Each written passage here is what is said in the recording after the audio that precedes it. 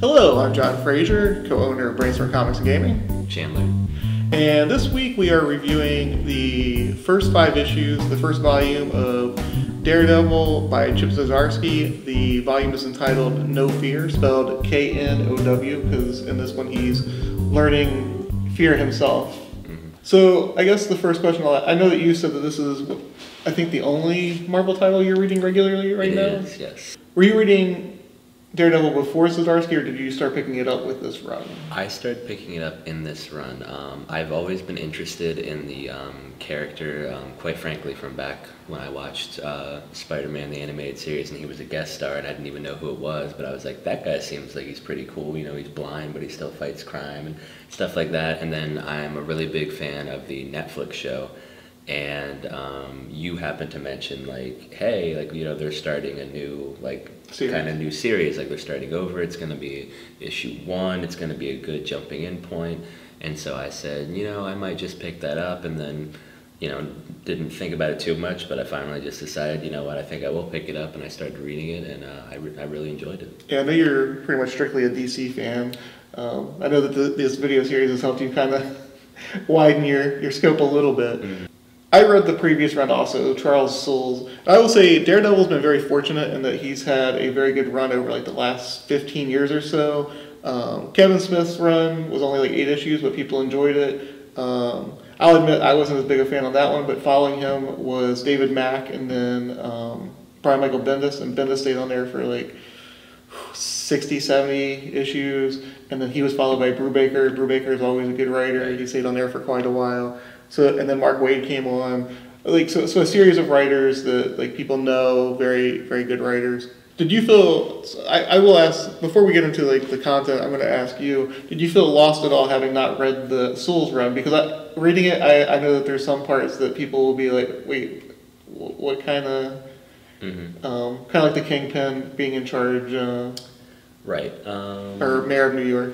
Sorry. I think that in terms of like tiny aspects, I was a bit confused, but in the opening pages, in the narration, he tells you, you know, Matt was in an accident, and the reason why he's not full-fledged, you know, Daredevil right now is because he was in a bad accident. He's gone through a lot of physical therapy, and he's sort of like trying to get back into the swing of things and decide. In terms of like Fisk, I kind of always assume if he's not the mayor, he's aiming to be, and he's always in charge of something underground. So while I didn't specifically know that detail, it wasn't a huge shock. And a lot of it, I feel like, explains itself within the first issue, or it's not so important that I felt like, well, I can't read this. I have no idea what's going on. I got you. I just asked that because I know there's some people who are going to be totally new to Daredevil, and I want to make sure like that you didn't feel like you were overwhelmed. No. That way they'll know whether they might feel overwhelmed or not. Right.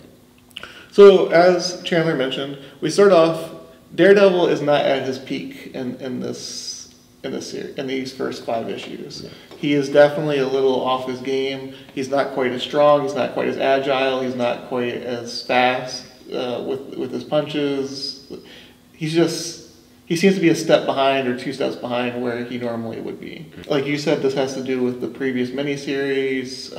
It kind of was like a bridge to this series. And it starts off with him at a bar, kind of picking up a girl. And that kind of ends with him telling her, like, hey, let's not get entangled here, because she says she would see him again.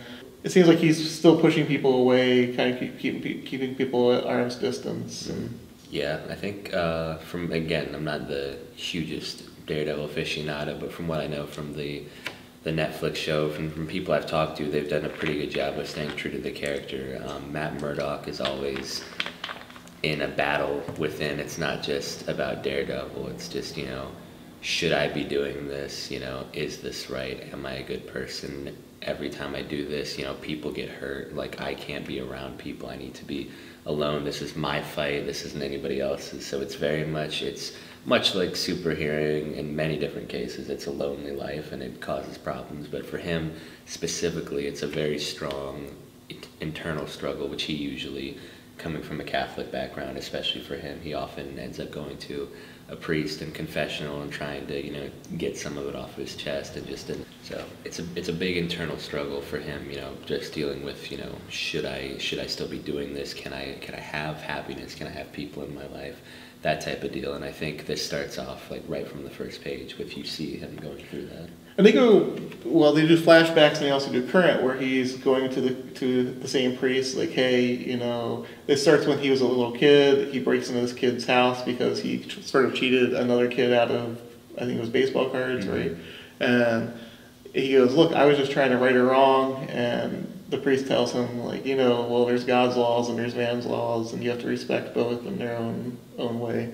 So he's definitely exploring like the Catholicism of the character, as like Frank Miller did, as like all these other creators have done also, because it was an important part of the character. Absolutely. One of the interesting things in this storyline, I thought, was the introduction of Cole North. He's a cop from Chicago, but he's different than the cops in New York, and well, not all the cops obviously, but he's a strictly by the book guy. He doesn't see the gray of like, well, Daredevil's doing good, so we should allow him to. He is like, no, there is right and there is wrong, and Daredevil's on the wrong side of the. Yes, he's very much there on a singular mission, which he even says at a certain point is to, you know, well, a lot of the cops are.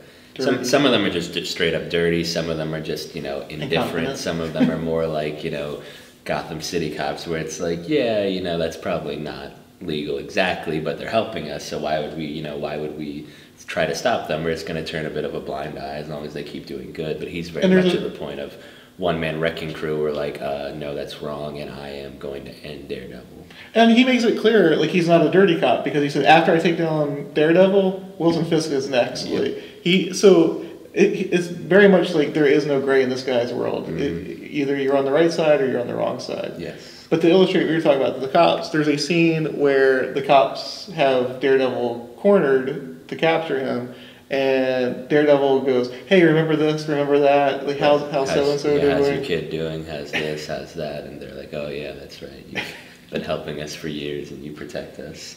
So, and I think it's the police commissioner ends up saying, like, look, he may not be an official cop, but we sort of consider him in that same sort of line. Obviously, North does not feel the same way. No. He tells them pretty much the same. But I think he was a very interesting character in this storyline. I do too. It can be different and hard to add a new character into already like a well-developed storyline, but I think he seems like a very interesting character and a very much like a problematic villain of sorts. Well, he's not a villain, he is a cop. He's what should be a good guy, but he's trying to stop our hero of the story, which is Daredevil. But it's hard to argue with him because technically he is correct that Daredevil is breaking laws, that he can't be there, and he's very much like no nonsense. And several times you find yourself in the book just trying to almost like plead with him, like, if you would just listen for 5 seconds, like if you just look like they're trying to tell you like he does good, like it's not how you think it is, like if you just take a step back and like get off your high horse. But he won't, and that's part of his character, is that he's not going to give you an inch. Like he knows like what's right and what's wrong, and he's not going to waver from that. I hope that they do some flashbacks to him in Chicago. Because Chicago is known for being like a very corrupt city. Right. So I mean, in the real world, so I'd like to see like how he dealt with that. Right, and just find more of his backstory and where he came from and what made him, you know, to be that way. Yeah. I think so too. Yeah, I'm very interested in that. So he was a very compelling part of this storyline.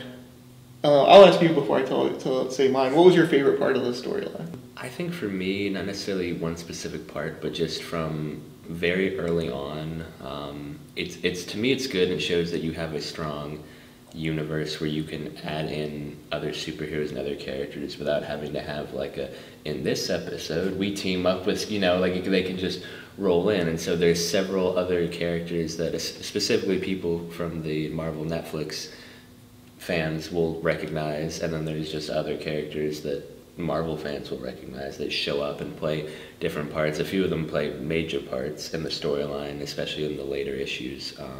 But it's always cool to me when you can just, you know, it can be somebody just walking down the street and you're like, oh yeah, like I know you, because they do know each other. It's not just, you know, like a big team up like in a movie or something. Like, it doesn't always have to be that the world's ending. It can be that we fight, in some cases we're friends and we hang along. And particularly for him and what he's going through, he's got a lot on his plate and he's going through some struggles, and a lot of them come to him of like, hey, are you okay? Like, do you need help? Like, we can help you. And, you know, being Daredevil is very much like, I'm fine, like, leave me alone, like, I got this. He's an insular character. This is my burden to bear, like, don't worry about me. But yeah, I think Chip Zdarsky did a good job of bringing in those characters, writing those characters, and just, like, acknowledging that, like, these people are a part of Matt's life, and that it's kind of commonplace type of thing. And again, which is cool for me, having, you know, only really the background of the Netflix series and stuff like that, to have those type of characters to show up in the book.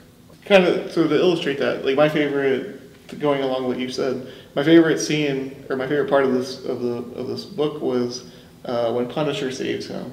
And Punisher's there giving a speech like, I'm glad you finally saw, well, we have to backtrack a little bit because we didn't really go over what the whole point of this graphic novel was. So at the beginning in the first issue, Daredevil's trying to stop a robbery. There's 3 guys breaking into a liquor store. I think it was a liquor store. Or electronics, or some type of convenience store they're breaking in. It's his first night back in the suit to go out there and to try to stop something. Very minor guys. You would assume no like superpowers. You would assume Daredevil goes in, bam, all over. Everybody goes home happy. Not quite what happens. He takes out all 3 of them. One of them literally he takes out in terms of he dies.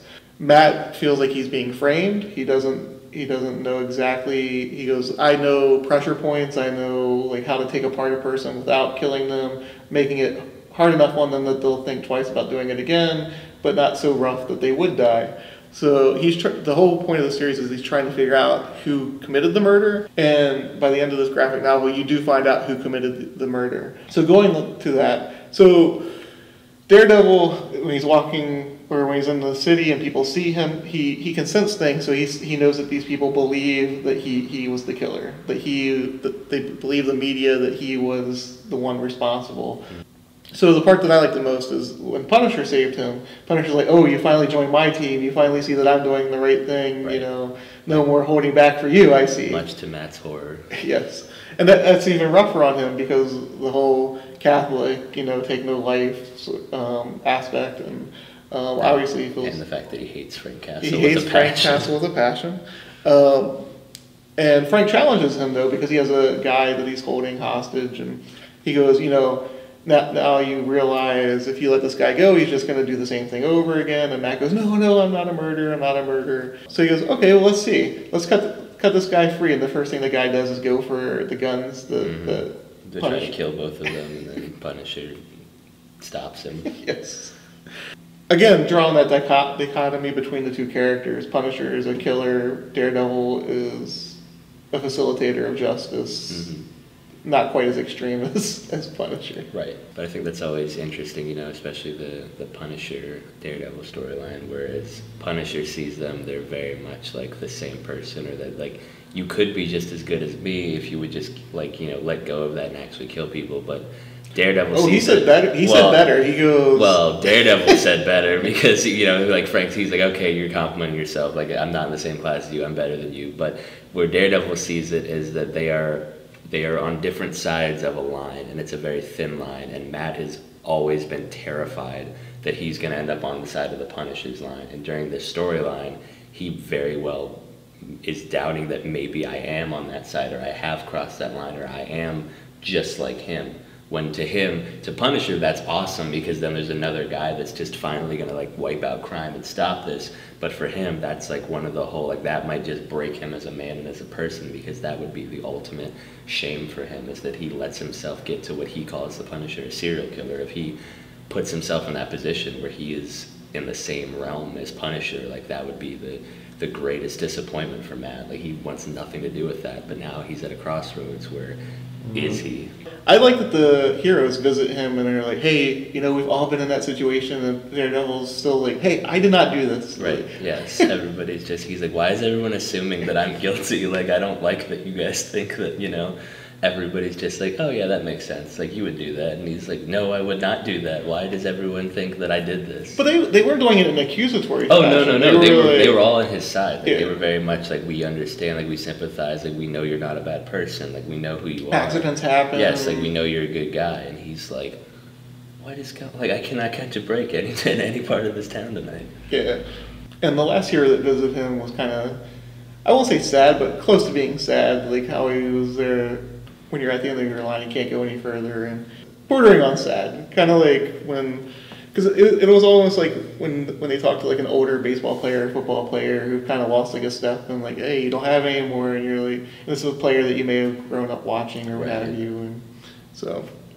I don't know whether you felt the same way. Yeah, I think so, and it's kind of it's a good point. It definitely carries on into the next, it's like we said, it's an ongoing series, and it's very much that conversation that they have is prevalent in the very next issue for the next story arc that's going on currently. It's also been very good.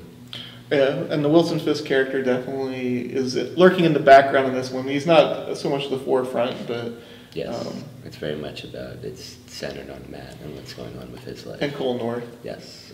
And how he's like the very strict guy. Do you have any closing thoughts on the... I think that the art is done very, very well. Marco Cicchetto. If you, inside the graphic novel, the covers of the individual issues were done by Tedesco and are really, really cool. They're sort of this almost like smoky, gritty, like dirty, like chalk drawing type of Daredevil, and kind of what you really look for in a Daredevil comic.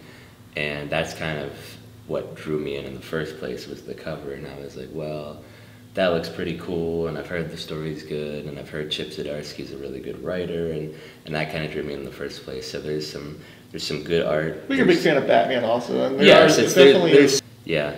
very similar characters, and if I didn't know anything about them, if you were to tell me that one character uses echolocation to try to stop crime, and you said that person wasn't Batman, I would punch you in the face. But so they definitely have very similar realms. But it's a very good series. Like you said, it's only 5 issues. It's not incredibly long. It's a very brisk read in terms of like it's not incredibly like overwhelming, like there's not any huge amount of dialogue, but it's still a very good story, and it's I think easy to jump in even if you don't have a huge knowledge of the character. I think a little bit of knowledge definitely helps, but like I said, if you only like if you're a fan of the TV show like I was, you can jump right in here I think with pretty much no problem and jump right in. I think it's a really interesting series, and it shows promise for a very good continuing ongoing series that's carrying on right now.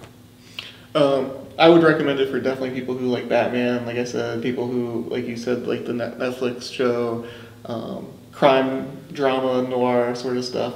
Not really, I mean, the thing is, not really so much superheroics in this one, more, like I said, more like a street level crime sort of story. So if superheroes aren't necessarily your thing, you still may like this one if you are into like the street level sort of crime. Mm-hmm. Marco Cicchetto, I think, is a very underrated artist. The guy is very detailed. Personally, I think he should be, not to knock Daredevil, but I think he should be on a higher profile book just because, I know.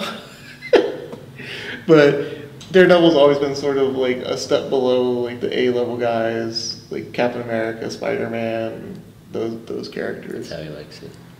I mean, stay in the shadows. The best thing about that though, and it's not really, like I said, it sounds like a knock, but it's really not. When with the B characters, you are given so much more reign to do with them because the corporate guys aren't as protective of them as they are with like a Spider-Man or Batman or Superman. Like for those characters, they always want to more maintain the status quo as opposed to like sure, do whatever you want, as long as you sell X amount of copies, whatever. So I mean, I feel like the writers are getting more reign on those characters. Definitely a good read. Definitely good art, like Chandler said. Anything else you wanted to throw in before? No, I mean, I think it's a good graphic novel, a good way if you've ever been interested in the character. It's a good opportunity to jump in. And thank you for watching. Why Aren't You Reading? Daredevil.